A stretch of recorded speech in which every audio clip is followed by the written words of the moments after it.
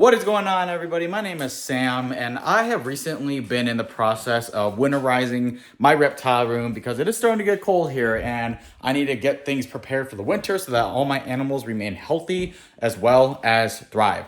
But during that process, I've actually been creating a new habitat for my Redfoot tortoises. So stick around and see what we got going on.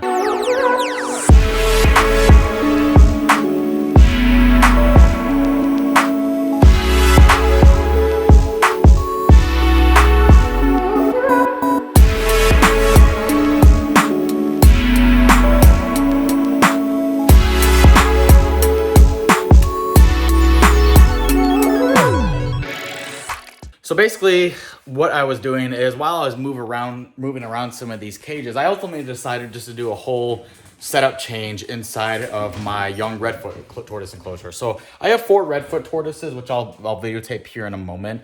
2 of them I've been growing up for the last couple of years, and 2 of them were given to me sort of as rescues. It just came from owners who didn't really know how to take care of them very much well. So they entrusted me with these animals. They do have a bit of pyramiding. I do have to treat a little bit of shell fungus on one of them. But at the end of the day, they're doing great. They're healthy. They're gaining weight. So everything's looking really good for them now.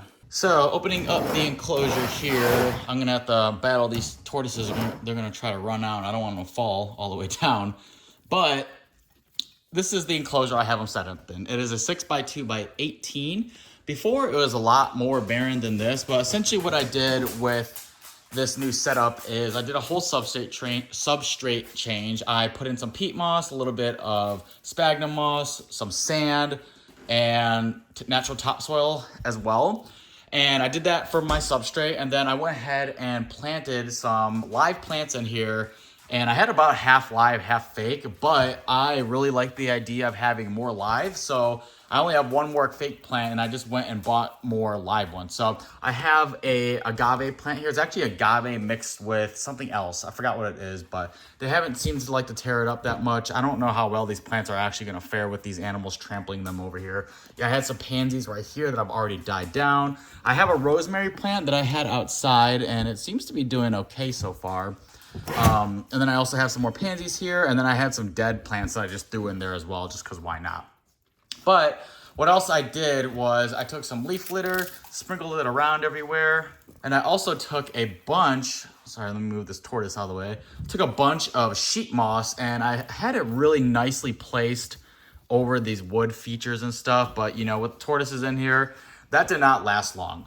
So I have sheet moss everywhere, so it gives it more of a jungle look. Oh yeah, I also have a lavender plant in here, but they have already absolutely destroyed this. This is Caprina, my beautiful male Redfoot tortoise, Brazilian cherry head Redfoot tortoise.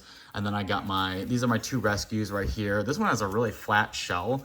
I don't know if that's because of how she was raised. It's hard to say. And this is another one I have here. She does have a little bit of pyramiding, but otherwise she is doing really well. And then I have 1 more. He's hiding over there somewhere. But yeah, so I was actually donated this awesome gift of this whole tree stump looking thing. So I decided to put it in the corner, and the smaller ones have actually been hiding in there, which I think is absolutely awesome. Gives them some additional hiding spots, and it is also a good naturalistic looking piece of the enclosure. What I also did is I placed some larger slate rocks, which obviously this is already getting destroyed.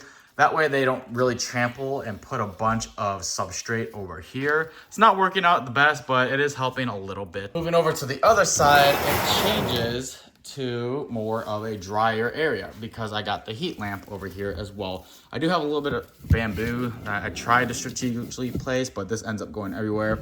This is my Colombian, it looks to be it's a female Colombian yellow Redfoot tortoise named Polini. And then also I just have another piece of wood here. Got the heat lamp right over there. Water dish over here as well.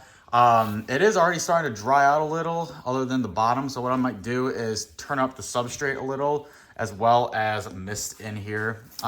With winter being here, that means our heat is constantly running, and what that means is it's gonna dry out these enclosures. So during this time, I need to ensure that they are maintaining a high enough humidity. So I'm constantly have to going in and continuing to spray all of this as well. But yeah, I should have made a video of me putting it together, but I kind of just threw it all together and not even realized what I was doing. I could have made an awesome video with it, but I just wanted to show you guys what I got going on in here. The plants, we'll see how well they fare. I'm sure these animals will absolutely destroy them because that is what they are best at doing, is absolutely trampling and destroying every single plant that I try to put in here. But you know, it is a fun aspect to, you know, have a little bit of naturalism, and also gives them some other stuff to munch on as well.